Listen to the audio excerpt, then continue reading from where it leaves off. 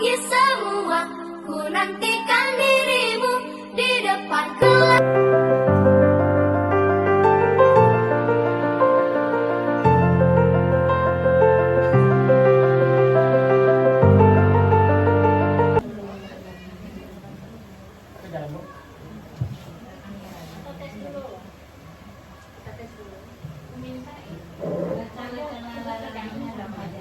Assalamualaikum warahmatullahi wabarakatuh.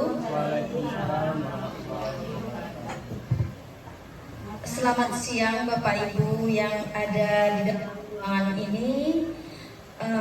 Terima kasih sudah menyediakan waktu.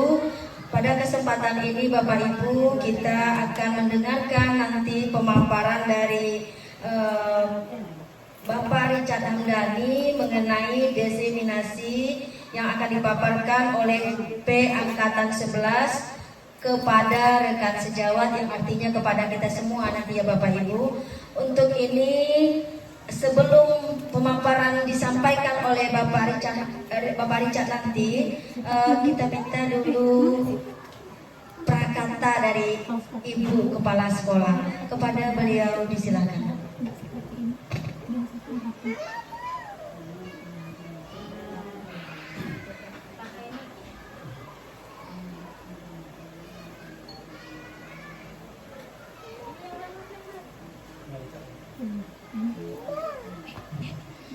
Terima kasih kepada protokol yang memberikan kesempatan.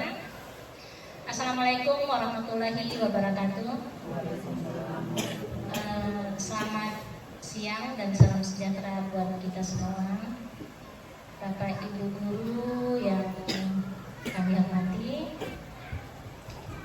istimewa Bapak Richard, calon guru penggerak angkatan 11. Sebelumnya marilah kita sama-sama mengucapkan puji dan syukur kehadirat Allah Tuhan Yang Maha Kuasa. Alhamdulillah kita diberikan kesehatan dan diberikan kesempatan untuk bersama-sama di siang hari ini mendengarkan atau penyebarluasan dari guru penggerak kita, baik ide maupun gagasan yang diperoleh selama mengikuti pendidikan guru penggerak. Beliau mengangkat atau tema yang akan disampaikan pada siang ini adalah mengenai disiplin positif. Nah, bagi kita terutama sekolah satuan pendidikan, dengan adanya kegiatan ini atau dengan adanya guru kita yang mengikuti sekolah guru penggerak, itu bagi kita membuka ruang atau jendela bagi kita untuk mendapatkan juga pengetahuan atau ilmu yang didapat oleh guru penggerak kita hari ini. Jadi alhamdulillah, mari kita sama-sama doakan guru penggerak kita tetap sehat, dapat mengikuti kegiatan dan dapat menerima atau mengimbaskan ilmu atau pengalamannya yang diperoleh selama pendidikan guru penggerak. Dan pada akhirnya kami berharap kepada kita semua, besar harapan kami Bapak Ibu yang lainnya juga dapat mengikuti program guru penggerak ini, dan itu akan sangat berdampak sekali. Yang pertama sekali adalah outputnya adalah anak-anak didik kita. Dengan mengikuti pendidikan guru penggerak itu benar-benar kami melihat benar-benar itu materi-materi yang diberikan atau materi yang dipelajari itu memang sangat luar biasa, yang dampaknya sangat besar dalam memberikan pelayanan pendidikan buat anak-anak. ya karena outputnya adalah orientasinya adalah anak-anak. Jadi mari sama-sama kita sekarang kita ikuti diseminasinya, mudah-mudahan penyebarluasan gagasan atau ide ini dapat kita serap dan dapat kita laksanakan.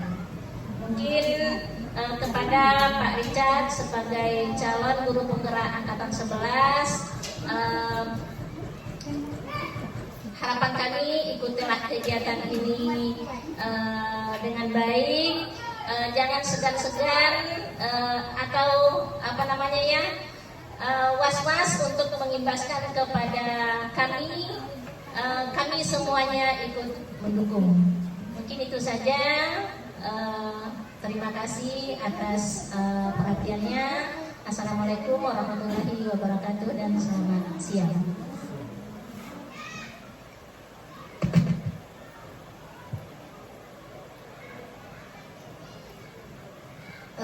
Bapak Ibu, prakata atau penyampaian sambutan dari Ibu Kepala Sekolah sebelum pemaparan yang akan disampaikan oleh CGP Angkatan 11 yakni Pak Richard di hadapan kita semua, bahwasanya kegiatan diseminasi ini dilakukan oleh beliau adalah untuk pemenuhan tugas dalam menyelesaikan pendidikan guru penggerak di Angkatan 11. Oleh karena itu dalam hal ini dimohon kepada Bapak Ibu untuk bisa kita bekerja sama dalam menyukseskan diseminasi yang akan dipaparkan oleh beliau. Selanjutnya Bapak Ibu, kita masuk pemaparan diseminasi oleh CGP Angkatan 11 yakni Pak Richard. Kepada beliau disilakan. Terima kasih Bu Aliani selaku moderator. Ibu semuanya, Assalamualaikum warahmatullahi wabarakatuh. Yang terhormat Ibu Kepala Sekolah SD Negeri 13 Tua Pejar, yang saya hormati Bapak Ibu Guru Tenaga Kependidikan SD Negeri 13 Tua Pejar. Hari ini saya ucapkan terima kasih atas waktu yang telah diberikan kepada saya untuk menyampaikan dan menyebarkan pemahaman dan penerapan pengalaman budaya positif yang saya dapatkan di program guru penggerak. Hari ini saya tidak menggurui Bapak Ibu semuanya, cuman saya hanya menyampaikan apa yang saya dapat, berbagi praktik baik ini agar kita sama-sama merasakan dan bisa mempraktekkan di kelas kita masing-masing. Puji syukur banyak kita ucapkan kepada Allah Subhanahu wa Ta'ala yang telah memberikan kita rahmat dan karunia sehingga kita dapat berkumpul untuk menyebarkan pemahaman dan penerapan pengalaman budaya positif ini. Semoga kita semua dapat menjalankannya di kelas kita masing-masing. Baiklah, untuk mempersingkat kata, pembukaan sudah dibuka oleh Ibu Kepala Sekolah. Hari ini untuk tugas saya sebagai calon guru penggerak Angkatan 11, saya diminta untuk menyebarkan praktik baik kepada guru-guru saya yang ada atau teman-teman sejawat saya yang ada di sekolah tempat saya mengajar juga, SD Negeri 13 Tua Pejar. Jadi di sini judulnya tentang menyebarkan pemahaman dan penerapan pengalaman budaya positif. Nah, ada 8 konsep inti yang perlu kita diskusikan. Saya tidak menceramahi Bapak Ibu semua, kita sharing. Di sini yang pertama perubahan paradigma belajar. Yang kedua disiplin positif. Yang ketiga nilai-nilai kebajikan. Yang keempat kebutuhan dasar manusia. Yang kelima motivasi perilaku manusia. Yang keenam posisi kontrol guru. 7 keyakinan kelas, dan yang terakhir segitiga restitusi. Kedelapan konsep inti ini akan berkesinambungan terkait antara satu dengan yang lainnya dan tidak dapat dipisahkan. Jadi agak panjang kita berdiskusi nanti karena ini saling berkaitan dan tidak bisa dipisahkan dan tidak bisa dikelompokkan. Jadi hanya satu kelompok besar yang perlu saya sampaikan dan kita diskusikan secara bersama-sama. Yang pertama, pembelajaran dengan paradigma baru. Pembelajaran dengan paradigma baru merupakan pembelajaran yang dirancang berdasarkan prinsip pembelajaran berdiferensiasi, sehingga para peserta didik belajar sesuai kebutuhan berdasarkan tahap perkembangan sesuai teori psikologi modern untuk mewujudkan profil pelajar Pancasila. Jadi di awal modul kami mempelajari tentang filosofi Ki Hajar Dewantara. Di sini dijelaskan bahwa filosofi itu berkaitan tentang pembelajaran yang mengikuti zaman ataupun kodrat alam dan kodrat zaman. Nah, di sini kami menemukan benang merahnya bahwa pembelajaran itu di awal saya belum tahu pembelajaran filosofi ini, bahwa pembelajaran itu hanya bersumber hanya pada guru dan buku saja.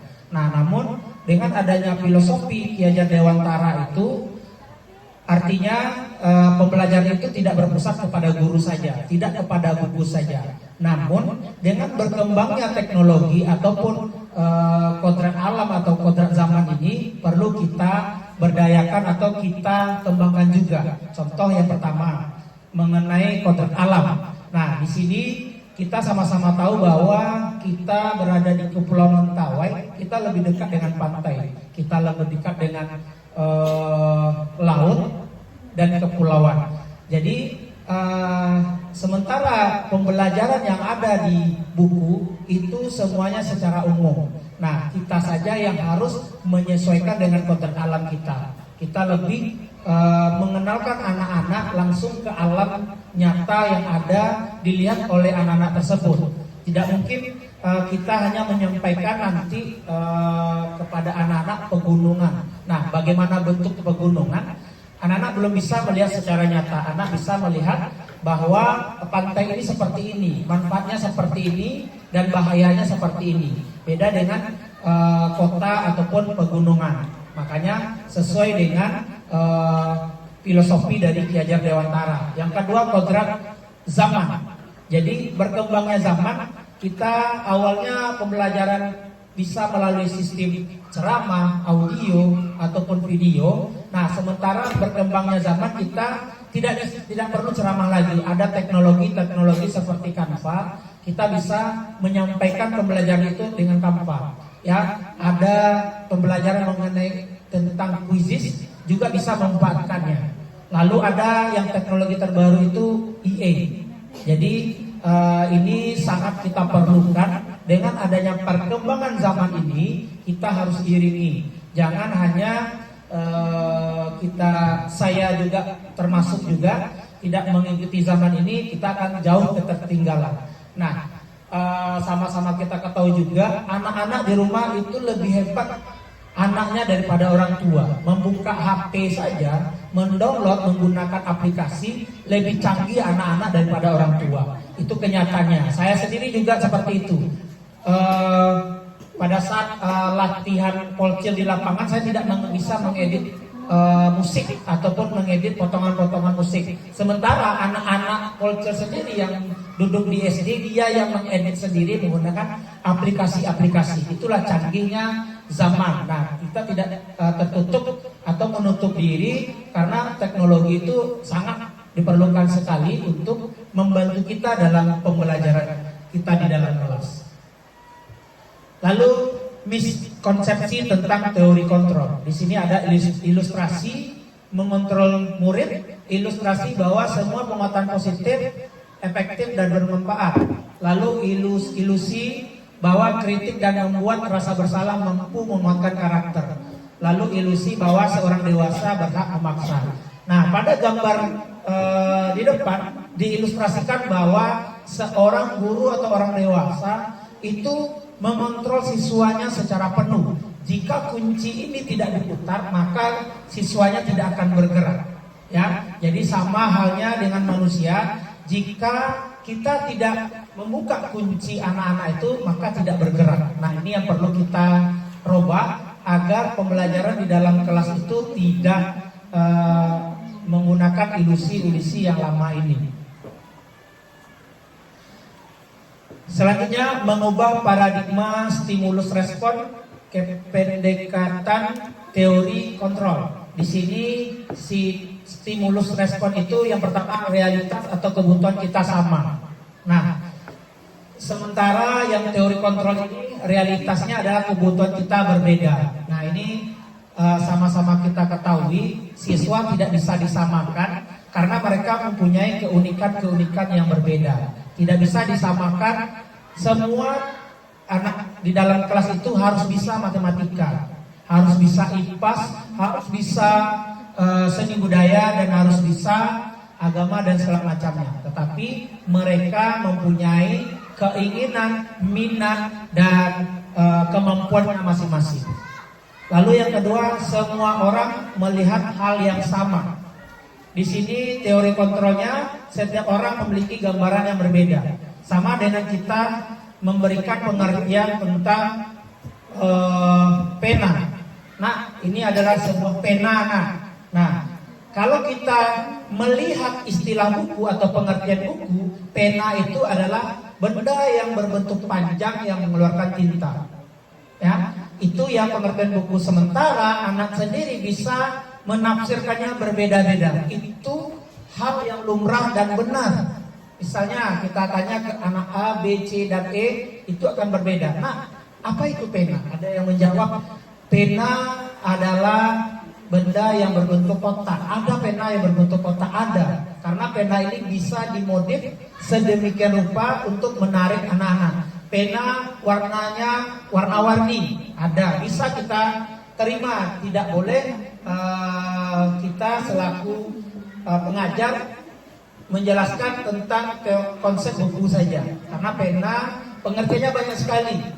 Ya, saya juga dapat ilmu ini waktu kuliah di PGSD. Ya, ada dosen yang meminta, menurut kalian kursi itu artinya apa? Nah, dengan semangatnya kami menjawab, kursi itu kakinya 4, bisa ada sandaran dan segala macam, terbuat dari kayu.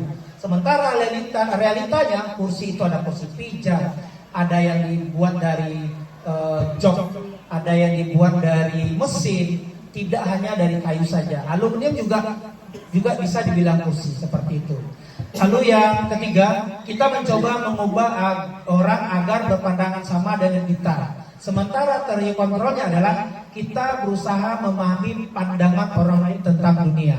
Nah, berkaitan dengan yang tadi, kita tidak bisa memaksakan apa yang kita pikirkan itu yang mereka artikan atau mereka terima. Begitu juga pada anak-anak kita. Jadi, apa yang terlihat sama anak-anak itu tidak bisa kita pandang satu sisi. Seluruh sisi harus kita pahami. Lalu perilaku buruk dilihat sebagai suatu kesalahan. Nah, sementara teori kontrolnya adalah semua perilaku memiliki tujuan.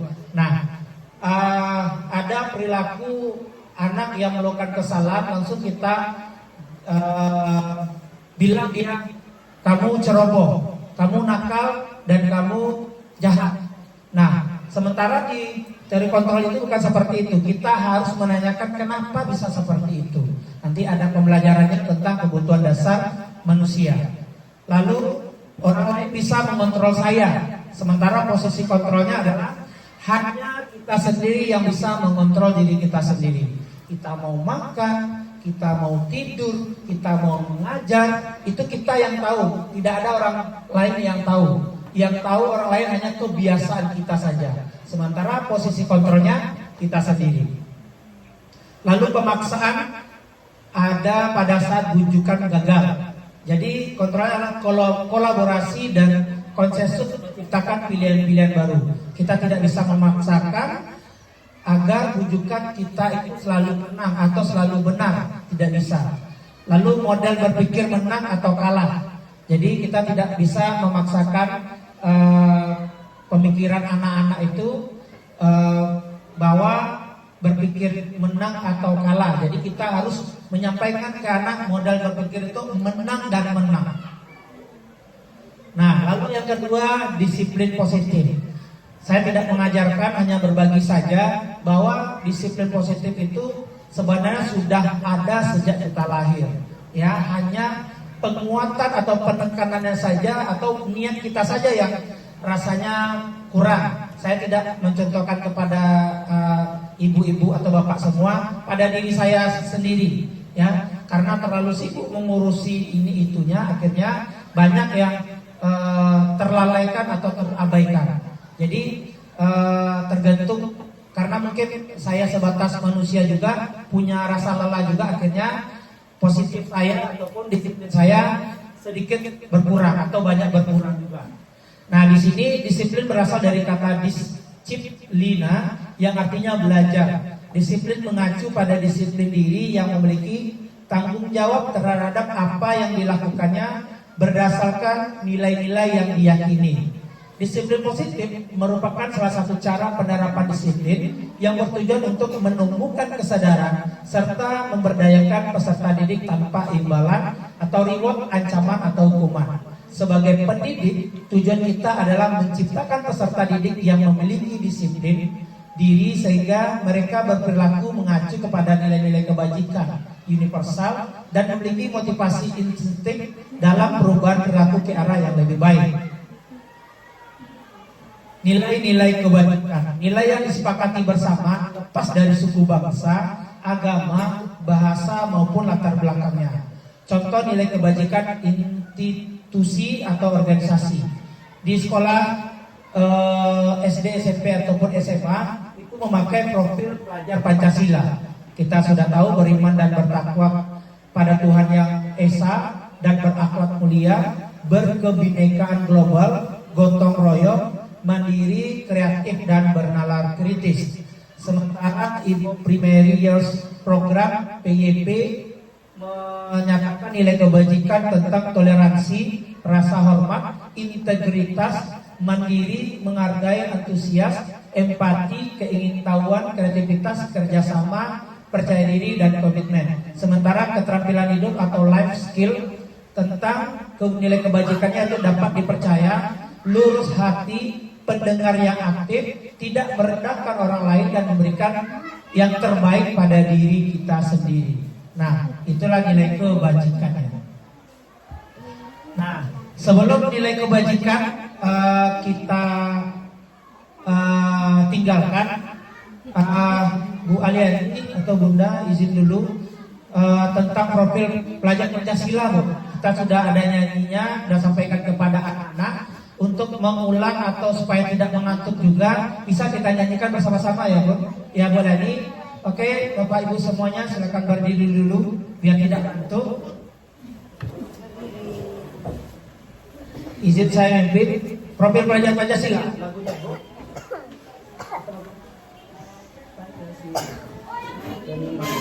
Oke, 1, 2, 3. Pelajar Pancasila beriman dan bertakwa pada Tuhan Yang Esa dan berakhlak mulia, kebinekaan global, gotong royong, mandiri, kreatif dan bernalar kritis.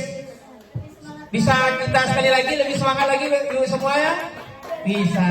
Baik. 1, 2, 3. Pelajar Pancasila beriman dan bertakwa pada Tuhan Yang Esa dan berakhlak mulia, berkebinekaan global, gotong royong, mandiri, kreatif dan bernalar kritis. Baik, terima kasih. Silakan duduk lagi. Lalu poin selanjutnya tentang kebutuhan dasar manusia. Nah, di sini dijelaskan bahwa kebutuhan dasar manusia itu adalah segala sesuatu yang kita lakukan untuk mendapatkan apa yang kita inginkan. Seluruh tindakan yang kita lakukan memiliki tujuan tertentu, dan semua usaha terbaik yang kita lakukan adalah dalam rangka kebutuhan dasar kita terpenuhi dengan baik. Jika kebutuhan dasar ini tidak terpenuhi dengan baik, maka banyak hal yang rasanya tidak bisa kita tunaikan atau kita sampaikan atau kita berikan tindakan yang baik. Apa saja kebutuhan dasar tersebut? Yang pertama, bertahan hidup. Nah, di sini kebutuhan dasar yang pertama tentang makanan, pakaian, tempat tinggal, keamanan dan kesehatan. Jika salah satu kebutuhan bertahan hidup ini tidak terpenuhi, makanya semua kebutuhan hidup tidak akan kita dapati. Ya, karena masalah makan itu yang utama, apalagi perut. Jika kita beraktivitas tidak berisi perutnya, maka semua tidak akan dapat kita jalani. Juga pakaian, ya. Lalu tempat tinggal. Jika kita sudah sampai ke sekolah masih pikirkan tempat tinggal segala macam, juga tidak ada konsentrasinya. Lalu yang kedua, kasih sayang dan rasa diterima. Nah, ini salah satu kebutuhan dasar. Rasa diterima, dipedulikan, berbagi, kerjasama, menjadi bagian dalam kelompok.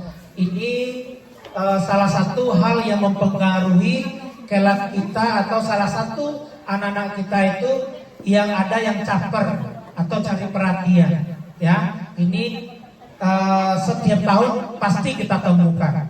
Karena kenapa? Bisa jadi dia di lingkungan kelas ataupun di lingkungan rumahnya tidak diterima atau tidak diakui bahwa dia itu pintar, bahwa dia itu baik, bahwa dia itu punya kelebihan dan kekurangan. Nah, kita selaku guru yang bisa mengangkat potensi anak itu, ya. Jadi kalau rasanya dia kurang di matematika, bisa jadi dia punya kelebihan di olahraga. Bisa jadi seperti itu. Dia kurang di olahraga seperti anak kita Azam, ya, bisa jadi di olahraga dia kurang karena badannya yang besar, sementara bidang studi lain baik matematika semuanya dia juara. Nah, seperti itu, itulah uniknya anak-anak kita. Lalu penguasaan, di sini penguasaannya mengartikan tentang harga diri, keinginan untuk dianggap, memimpin, berprestasi, diakui dan didengar. Jadi ini juga salah satu kebutuhan dasar manusia yang perlu kita akui, yang perlu kita cuakan lagi ke permukaan agar anak-anak kita bisa mendapatkan kebutuhan dasar mereka. Lalu kebebasan yang keempat. Nah, di sini kebebasan berarti tentang mandiri, memiliki pilihan, mencoba hal baru, mampu mengendalikan arah dirinya. Nah, di awal-awal menyusun kurikulum kita sudah menyusun berbagai ekstrakurikuler anak. Nah, di sanalah wadahnya anak untuk bisa menyalurkan potensi dan bakatnya. Di sini juga masalah kebebasan. Kita beri mereka kebebasan. Yang pintar di olahraga, kita adakan eskul olahraga. Ya, yang mau seni juga ada keseniannya. Nah, itulah upaya kita untuk agar anak-anak kita semuanya mempunyai wadah untuk mencoba hal baru, mengendalikan arah dirinya. Yang terakhir adalah kesenangan. Di sini mengartikan tentang bermain, humor, antusiasme dan tertawa. Ini juga salah satu kebutuhan dasar manusia yang perlu kita penuhi. Selanjutnya, sebelum saya masuk ke 5 kebutuhan dasar manusia, mungkin Bapak Ibu ada yang bisa menyampaikan dari 5 kebutuhan dasar manusia ini apa yang perlu kita tambahkan atau yang perlu kita sampaikan. Mungkin dari Bapak Ibu semua ada yang bisa menyampaikan tentang 5 kebutuhan dasar manusia. Apakah di sekolah kita sudah terpenuhi ini semuanya atau masih ada beberapa yang masih tertinggal? Baik, Bapak Ibu mungkin bisa menyampaikan pendapat dan sarannya. Silakan Bu Nuni.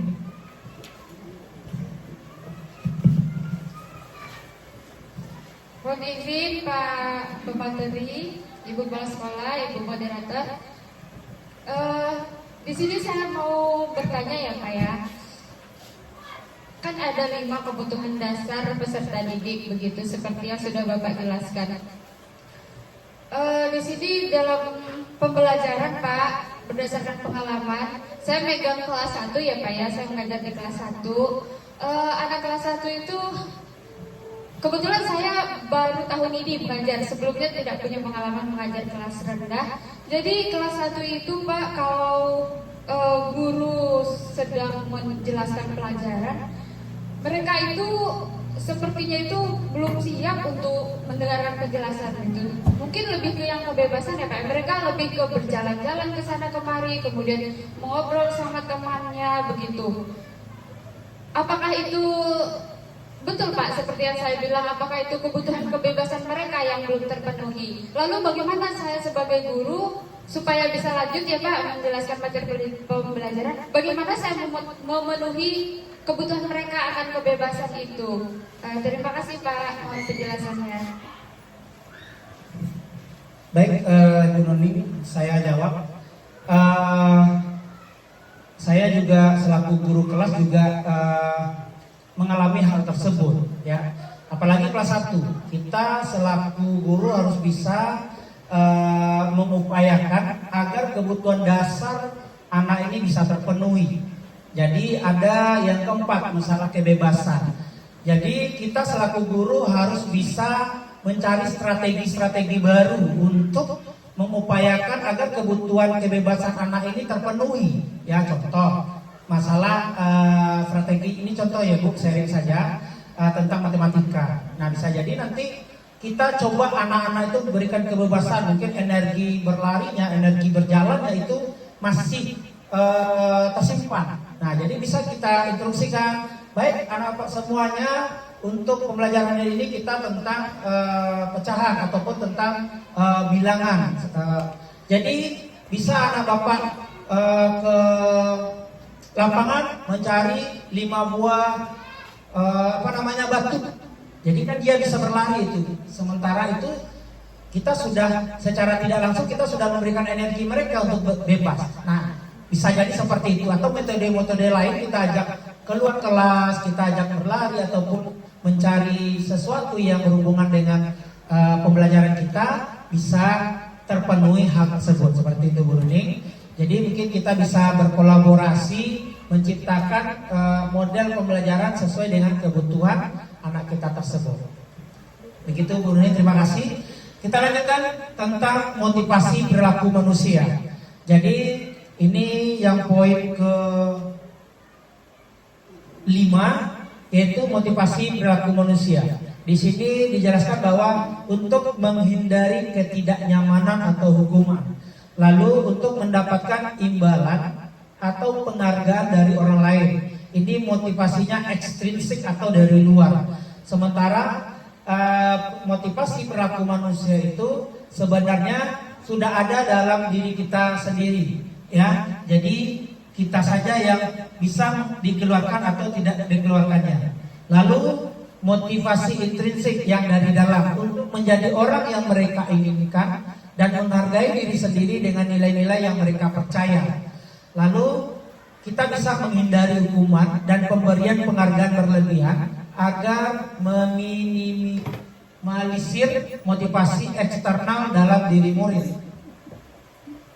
Nah, di sini ada 3 kata yang rasanya hampir mirip dan sama, cuman ada sedikit perbedaan tujuan atau prosesnya. Yang pertama, hukuman. Di sini dijelaskan bahwa hukuman itu tidak terencana atau tiba-tiba. Saat anak kita bermasalah, langsung kita hukum.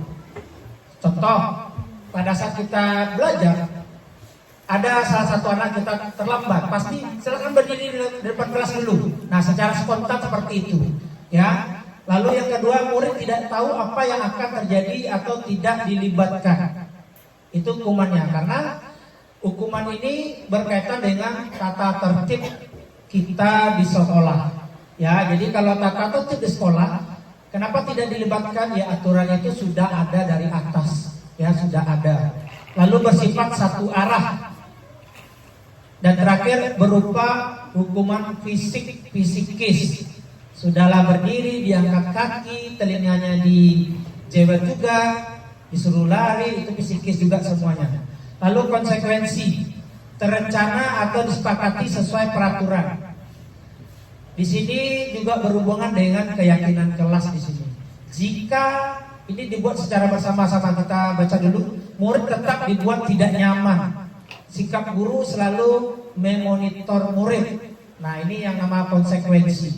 Lalu yang ketiga, restitusi. Proses menciptakan kondisi bagi murid untuk memperbaiki kesalahan. Proses kolaboratif yang mengajarkan murid untuk mencari solusi sendiri. Nah, menurut Bapak Ibu semuanya, antara tiga kata ini, hukuman, konsekuensi, dan restitusi, mana yang paling tepat yang bisa kita terapkan dalam kelas kita masing-masing? Hukuman, konsekuensi, atau restitusi? Ada yang bisa menjawab? Kenapa pilihnya konsekuensi? Kenapa seperti itu? Boleh.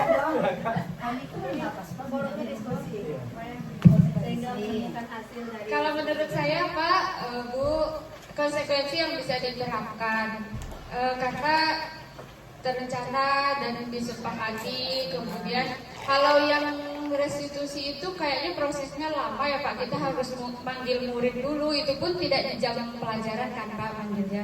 Kalau yang konsekuensi bisa spontan kalau menurut saya. Jadi kalau misalnya ada anak yang lagi ribut, temannya sedang belajar atau gurunya sedang mengajar, nanti kalau kamu ribut nanti kira-kira paham nggak sama pelajaran yang ibu jelaskan gitu kan? Nggak paham Bu, kan jadi gitu mungkin jawabannya ya. Itu kalau yang konsekuensi bisa spontan, tapi yang restitusi nggak bisa spontan kayaknya Pak. Kita panggil dulu, kita tanya dulu kenapa berbuat seperti ini. Jadi lebih lama gitu ya Pak ya. Terima kasih Pak. Baik, terima kasih Bu Nuning atas pilihannya. Mungkin sebelum saya menjawab, ada yang bisa menambahkan lagi yang sudah mendapat pengetahuan ini. Boleh moderator ataupun kepala sekolah sendiri. Silakan Bu. Boleh Bu. Saya awalnya sama dengan Bu Nuning, saya kekehnya tetap konsekuensi. Rupanya bukan seperti itu. Silakan Bu. Terima kasih ya Bapak Richard sebagai CGP Angkatan 11. Benar adanya Bapak Ibu, pada awalnya malahan kita itu memilih ke konsekuensi, di mana konsekuensi itu dia terencana, disepakati sesuai dengan peraturan. Tapi di sini murid tetap dibuat tidak nyaman Bapak Ibu. Nah, dalam pembelajaran kurikulum Merdeka, kita diarahkan untuk melakukan restitusi kepada siswa kita. Meskipun dia berjalan seperti yang disampaikan oleh Bu Nuning tadi, kita tanyakan, kita kembalikan kepada anak, dan bahkan nanti anak sendiri yang akan menemukan solusinya itu dari restitusi itu sendiri. Namun proses yang berjalan dianggap cukup lama dibandingkan konsekuensi dan hukuman tadi, berpengaruh sangat lama ke depannya di kurikulum Merdeka yang bertitik pada karakter Bapak Ibu. Terima kasih sampai di sini. Baik, terima kasih Bu Leni. Saya juga sepakat juga apa yang disampaikan Bu Nuning tadi, bahwa konsekuensi itu langsung mendapat apa yang perlu kita rubah terhadap anak. Tetapi untuk ingat di anak itu sebentar saja, pasti lain waktu akan diulang lagi. Sementara restitusi ini kita melibatkan anak, jadi anak mencari solusinya sendiri, dia menyatakan salahnya sendiri, meminta maaf itu juga secara spontan juga. Artinya tinggalnya lama kepada anak, sehingga apabila dia melakukan kesalahan lagi, dia ingat, oh iya saya sudah melakukan kesalahan, saya sudah mengucapkan hal-hal dari diri saya sendiri, seperti itu Ibu ya. Terima kasih, kita lanjut tentang 5 posisi kontrol guru. Nah, ini ya materi yang ke-6. Di sini ada 5 posisi kontrol guru. Yang pertama penghukum, yang kedua pembuat merasa bersalah, yang ketiga teman, yang keempat pemantau, dan yang kelima manajer. Nah, sebelum saya jelaskan satu persatu, mungkin kita sharing saja. Kita akan kembali kepada diri kita masing-masing. Bapak Ibu, rasanya selama di dalam kelas, dari 5 posisi kontrol, Bapak Ibu lebih banyak di posisi mana? pembuka, pembuat merasa bersalah, teman, pemantau atau manajer. Kita tidak mencari hal yang benar atau tidak benarnya, tetapi kembali kepada diri kita. Kita rasanya di posisi apa di awalnya? Pemantau. Kalau gue gimana gue? Pemantau juga. Bapak ibu yang lain? Di pemantau semua? Atau penghukum? Kalau saya sering penghukum. Karena di lapangan salah langsung turun, salah langsung push up, seperti itu. Pemantau, pembuat merasa bersalah, teman, penghukum yang pertama, yang kelima manajer. Untuk jawaban ini Bapak Ibu, dia kembali ke diri kita. Iya. Nah, seperti apa yang kita lakukan selama ini gitu. Ini bukan istilahnya, ini bukan post test yang harus kita jawab dengan oh ini loh pilihan terbaik, bukan. Tapi ini merupakan introspeksi diri kita, posisi kita ketika mendidik anak, 5 posisi kontrol yang mana kita gunakan selama ini gitu. Setidaknya yang dominan kita gunakan. Iya. Kadang penghukum, kadang teman, kadang pembuat merasa bersalah, kadang pemantau. Jadi saya jelaskan sedikit. Yang pertama penghukum. Di sini dijelaskan bahwa seorang penghukum bisa menggunakan hukuman fisik maupun verbal. Verbal itu kata-kata ya. Lalu orang-orang menjalankan posisi penghukum senantiasa mengatakan bahwa sekolah memerlukan sistem atau alat yang dapat lebih menekankan murid-murid lebih dalam lagi. Contoh kata-katanya, patuhi aturan itu ya, awas kalau tidak mematuhi aturan tersebut. Lalu ada kata-katanya, kamu selalu salah, yang benarnya seperti ini, itu penghukum. Yang kedua, pembuat merasa bersalah. Pada posisi ini kita bersuara lembut, tetapi memposisikan anak itu rendah diri, tetap rasa bersalahnya besar dan tidak nyaman terhadap diri karena kita menggali kesalahan-kesalahan murid. Contoh kata-katanya, ibu sangat kecewa sekali terhadap Muna. Lalu sudah berapa kali dibilangin selalu seperti ini. Nah, kita selalu membongkar aib-aib yang terdahulu. Ya, itu posisi, tetapi kita menyatakannya lembut seperti itu. Namun prakteknya ataupun kata-katanya yang tidak tepat. Yang ketiga sebagai teman. Nah, di sini posisi ini guru tidak akan mengikuti murid, namun akan tetap mengontrol murid melalui persuasi atau pendekatan. Contoh, ayo bantu Dewi Bapak. Ayo Lana, ingat bantuan Bapak yang dahulu. Seperti itu sebagai teman. Ada yang membebani anak karena dia seolah-olah berhutang budi kepada kita. Seperti itu. Yang keempat pemantau. Nah, pemantau ini sama dengan CCTV. Ya, di sini mengawasi tingkah perilaku anak-anak. Jadi kita peraturannya seperti apa di sekolah. Lalu apa yang kamu lakukan itu sudah benar apa belum? Itu kata-kata pemantau. Sementara manajer, posisi ini di mana guru berbuat sesuatu bersama murid, mempersilahkan murid mempertanggungjawabkan kesalahannya untuk menemukan solusi mereka sendiri. Jadi kita melakukan pendekatan, kita tanya, nah, Bapak melihat anak Bapak waktu ulangan atau waktu di kelas melihat jawaban teman. Nah, semua manusia melakukan kesalahan, pasti melakukan kesalahan. Bapak sendiri selaku guru juga pernah melakukan itu. Nah, itu yang manajer. Kita mengartikan luas dulu. Kita tidak menghukum, tidak membunuh karakter anak, tetapi kita mengupayakan supaya anak itu sadar, ya, karena semua manusia pasti melakukan kesalahan. Nah, menurut anak Bapak, apakah itu perbuatan baik atau tidak? Dia menjawab sendiri.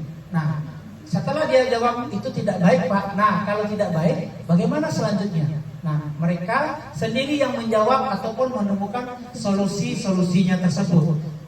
Itu kata-katanya. Ya, sebaiknya dari 5 posisi kontrol ini mana rasanya yang lebih baik menurut kita semua? Iya, nomor 5. Jadi kita melakukan pendekatan, kita tidak menyampaikan anak itu salah, tetapi kita memberikan pengertian dengan kasih sayang ataupun dengan cara kita, bahwa yang dilakukannya itu dia yang menjawab salah atau benar, bukan kita, kamu salah ya, bukan seperti itu ya. Seperti itu ya Bapak Ibu, kita belajar sama-sama juga. Saya pertama kali diminta 5 posisi kontrol ini, saya tetap pilihannya pertama, penghukum, karena bisa merubah anak saat itu juga, tidak berlama-lama sama ya Bu Nuni, tetapi efeknya akan mengulang dan terulang kembali. Kalau di posisi manajer, dia akan ingat lama di kepalanya, tinggal lama. Nah, contoh penerapan 5 posisi kontrol. Kasus siswa tidak memakai atribut lengkap saat upacara bendera. Contoh nilai kebajikan atau institusi atau organisasi. Yang pertama, hormat pada bendera selama 1 jam. Ini posisi masih posisi penghukum. Yang kedua, berapa kali ibu bapak harus memberitahu kamu selalu saja mengecewakan bapak ibu. Nah, di sini posisinya membuat seolah-olah anak kita itu memang salah. Yang selanjutnya, ayo dong ikuti aturan sekolah, tolong bantu bapak ibu ya sekali ini. Ya sudah, tidak apa-apa, lain kali jangan sampai berbuat seperti ini lagi. Ya, ini posisi teman. Ya, saya juga merasakan di posisi itu ya, seolah-olah kita mengajak mereka ke jalan yang lurus seperti itu. Lalu yang memantau, kamu sudah melanggar peraturan sekolah, kamu tahu konsekuensinya. Setelah upacara kamu membeli atribut ke koperasi dan jangan ulangi lagi. Ini CCTV-nya. Nah, yang terakhir, apakah kamu tahu kesalahanmu? Kira-kira bagaimana memperbaiki kesalahanmu? Jadi kita meminta anak mencerminkan dirinya sendiri. Dia yang menjawab benar atau baik, itu dia sendiri yang tahu. Solusinya dia sendiri yang mencarinya. Nah, sekarang kita coba posisi kontrol apakah aku? Saya kecewa sekali dengan kamu. Itu posisinya penghukum, teman, pembuat rasa bersalah, pemantau atau manajer. Kita coba.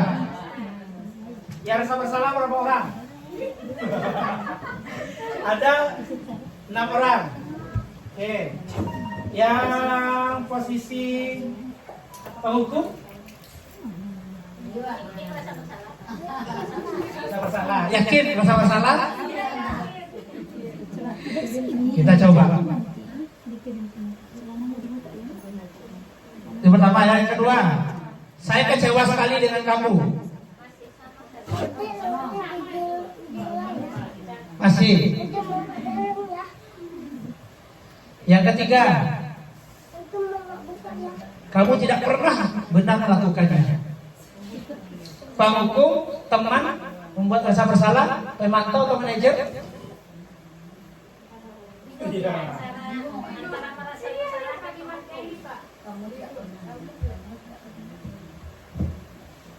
Yang benar itu adalah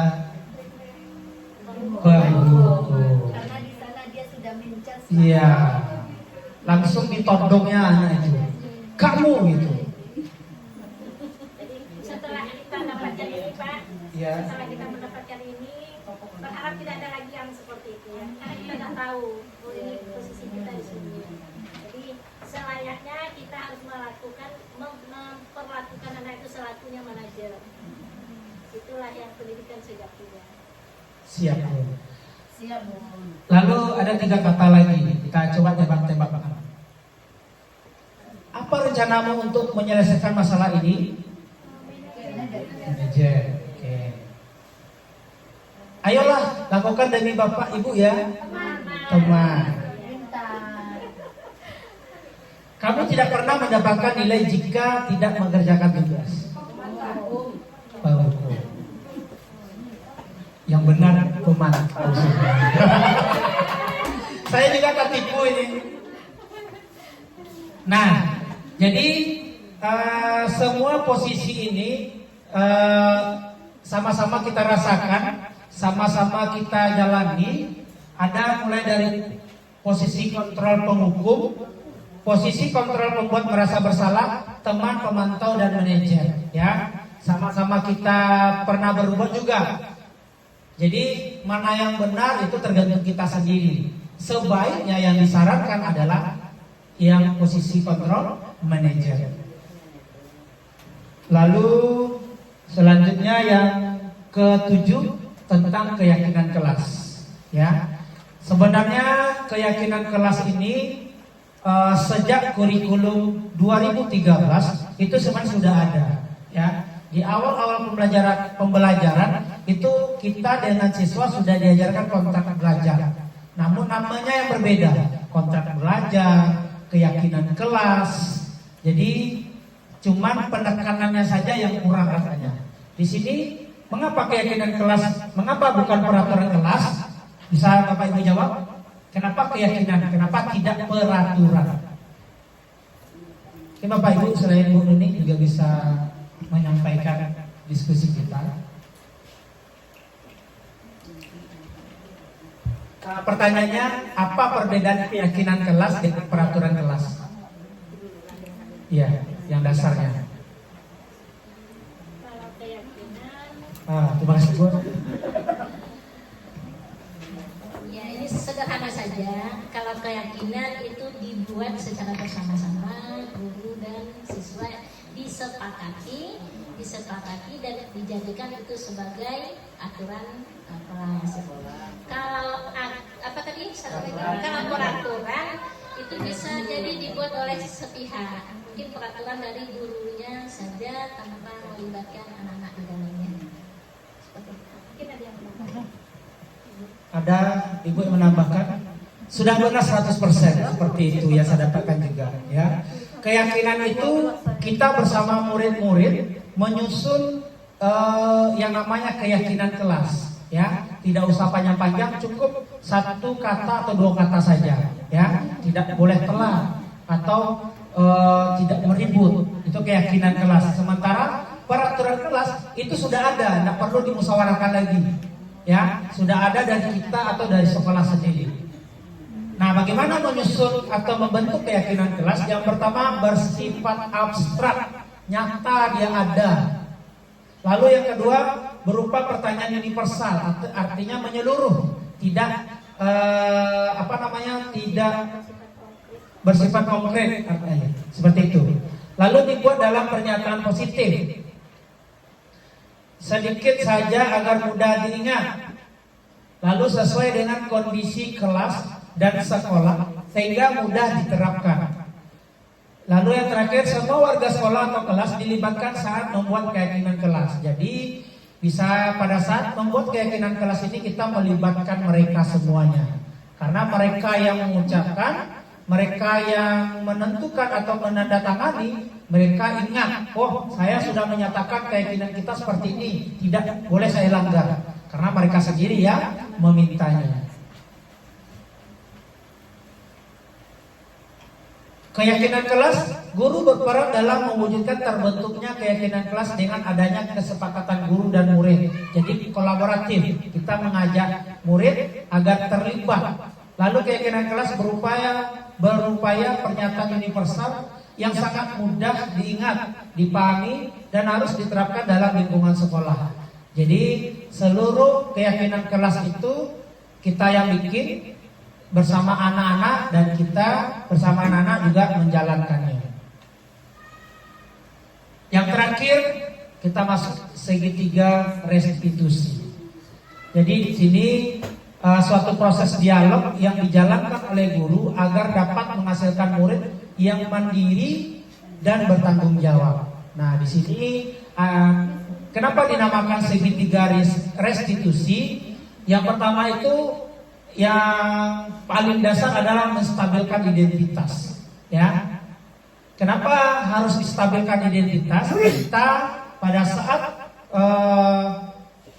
anak berbuat kesalahan, kita tidak langsung kamu salah ya nak, apa yang kamu lakukan itu tidak benar. Bukan seperti itu kata-kata kita, tetapi menstabilkan identitas itu kita menyampaikan apa yang terjadi tadi nak, apakah kamu merasa senang atau tidak? Nah, Bapak melihat anak Bapak melihat jawaban teman atau ibu dalam kelas, apakah itu baik? Nah, kita bertanya, dia yang menjawab dan dia yang Kedua validasi tindakan yang salah. Kita tanyakan, nah yang anak bapak bikin itu benar atau tidak? Merugikan orang atau tidak? Nah, dia yang menjawab, itu validasi. Dan yang terakhir, menanyakan keyakinan. Nah, sesuai dengan keyakinan kelas, meribut dalam kelas itu ada di keyakinan kelas kita. Kalau jawabnya ada, berarti kembali keyakinan kelas kita. Kita hanya mengingatkan. Nah, segitiga restitusi dalam penyelesaian masalah. Guru yang berperan sebagai manajer menggunakan segitiga restitusi dalam penyelesaian masalah melalui 3 tahapan. Yang pertama, stabilkan identitas. 2, validasi tindakan yang salah. Dan menanyakan keyakinan. Di sini tujuannya adalah menghasilkan murid yang mandiri dan bertanggung jawab. Yang pertama, menstabilkan identitas. Berdasarkan prinsip membuat kesalahan adalah bagian dari proses pembelajaran. Di sini ada kata-katanya, berbuat salah itu wajar. Tidak ada manusia yang sempurna. Ibu bapak juga pernah melakukan itu. Ibu bapak tidak mencari siapa yang salah, tetapi ibu bapak mencari solusi atas permasalahan ini. Kamu berhak merasa begitu. Ini kata-kata yang perlu kita sampaikan ke anak apabila menggunakan restitusi restitusi kesalahan ini. Terakhir, berdasarkan prinsip berlaku berupaya memenuhi kebutuhan tertentu. Ini validasi tindakan. Yang pertama, kamu pasti punya alasan mengapa melakukan itu. Yang kedua, padahal kamu bisa melakukan yang lebih buruk dari ini ya. Kamu patut bangga karena telah melindungi sesuatu yang penting buatmu. Yang terakhir, kamu melakukannya karena mempertahankan sesuatu yang penting bagimu. Nah, kita kata-kata validasi tindakan yang salah. Yang terakhir, menanyakan keyakinan. Apa keyakinan kelas kita? Nilai apa yang telah disepakati bersama? Seperti apa gambaran kelas yang ideal menurut kamu? Kamu ingin menjadi orang yang seperti apa? Itu keyakinan. Nah, di sini saya ada sedikit tugas tentang contoh penerapan segitiga restitusi. Bisa kita tonton dulu. Kalau nggak salah ada 7 menit.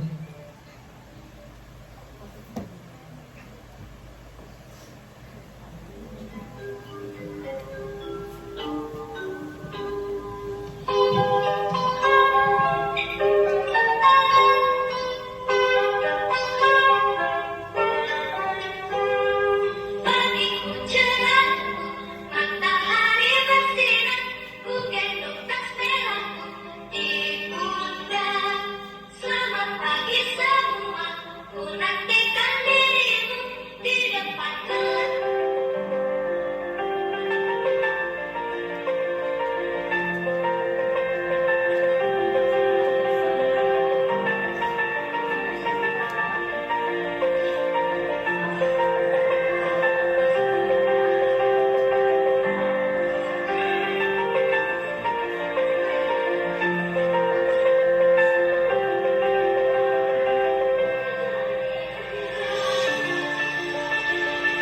Selamat siang Aisyah.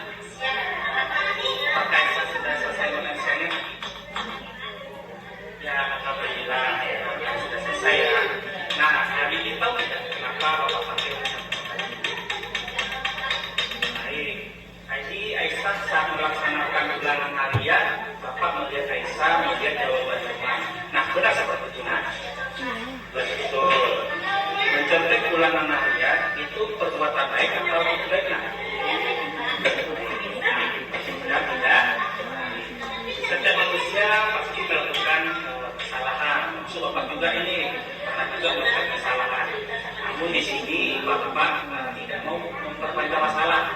Jadi Bapak di sini ingin Aisyah dapat mengerti bahwa berbuat salah itu tidak baik. Nah, sekarang Bapak tanya, pasti Aisyah punya alasan kenapa bisa mencontek ulangan harian hari ini. Aisyah tidak belajar lama. Kenapa Aisyah tidak belajar? Aisyah memang bisa belajar. Pak. Baik, kalau Aisyah main HP tadi malam berarti lupa untuk belajar benar kan? Oh, baik. Aisyah masih ingat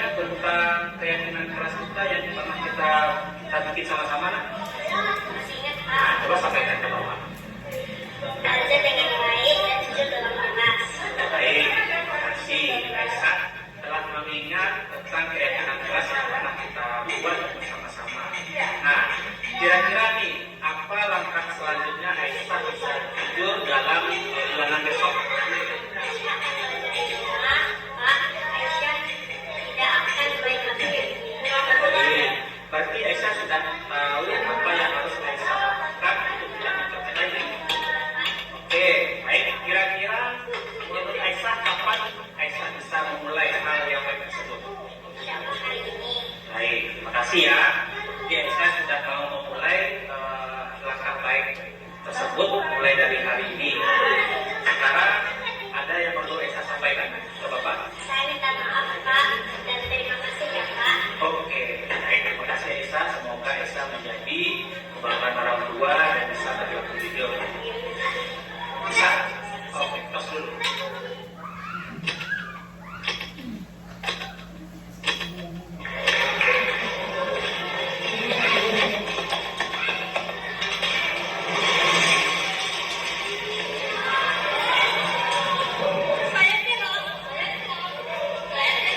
Selamat pagi Dion. Dion, udah istirahat tadi kan? Baik, Dion tahu kenapa dipanggil ke kantor hari ini sama Bapak? Oke, tidak tahu. Nah, Dion tahu tidak nanti ke sekolah berangkat jam berapa? 7.15. Sekolah kita masih jam berapa? Artinya, Dion datang ke sekolah itu tidak tepat waktu atau bagaimana? Oh, terlambat ya. Terlambat itu perbuatan baik atau tidak? Tidak baik. Oke, jadi dia sudah menyadari terlambat itu kegiatan yang tidak baik. Jadi setiap manusia punya juga pernah berbuat kesalahan. Bapak juga pernah menghadiri sebuah acara, Bapak telah juga setelah pernah Bapak telah juga. Namun di sini Bapak tidak mau memperpanjang masalah. Bapak mau cari solusinya bersama Dion. Mau mencari solusi sama Bapak? Mau. Nah, Bapak tanya dulu. Dion pasti punya alasan kenapa Dion telat hari ini. Karena dia karena Jam berapa dia tidurnya? Jam 11 itu Dion belajar atau bagaimana?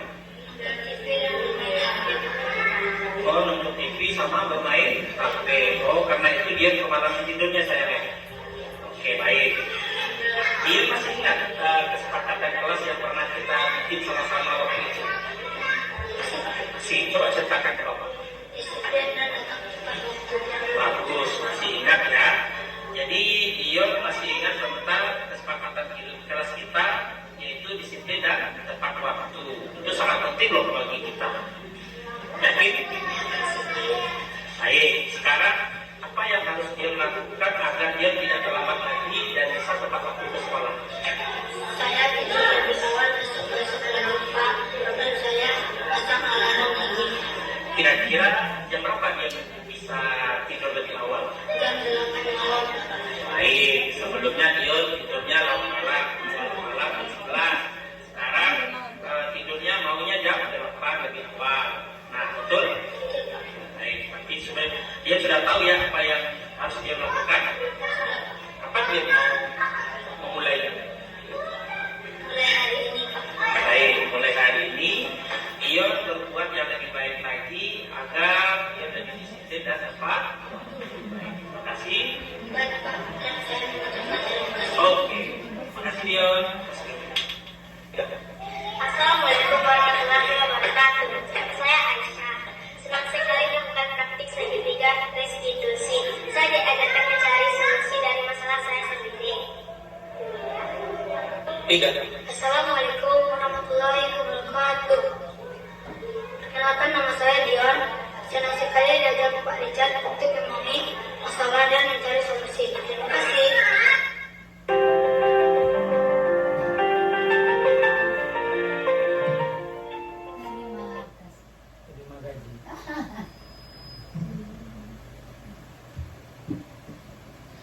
Baik, itulah sedikit tentang praktik segitiga restitusi dengan anak. Saya mencoba hal tersebut.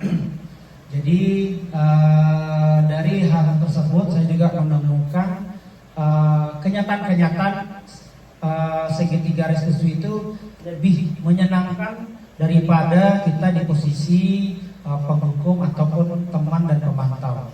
Nah, dari diskusi kita panjang ini dapat disimpulkan bahwa dalam penerapan program disiplin positif, hendaknya guru memiliki standar kepribadian profesional dan sosial yang baik, di mana guru mampu merefleksikan dirinya dalam posisi kontrol saat ini.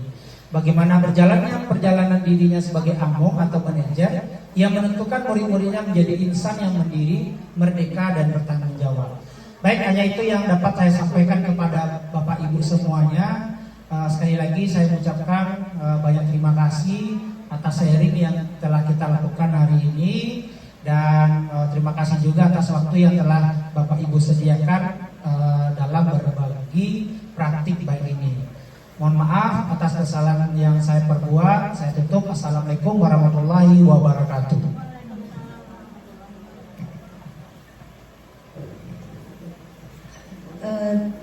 Untuk penutupan Bapak Ibu, terima kasih kepada CGP Angkatan 10 Pak Richard Hamdani. Untuk ini kita berikanlah dulu tepuk tangan untuk beliau. Terima kasih Pak Richard sudah berbagi praktik baik kepada kita semua. Semoga apa yang disampaikan oleh beliau bisa merubah pola pikir kita tentang pendidikan. Baik, terima kasih Bapak Ibu semua. Terima kasih atas waktunya. Jika ada salah kata, kekurangan dalam diseminasi ini, kami mohon maaf. Billahi taufiq wal hidayah. Wassalamualaikum warahmatullahi wabarakatuh. Selamat siang.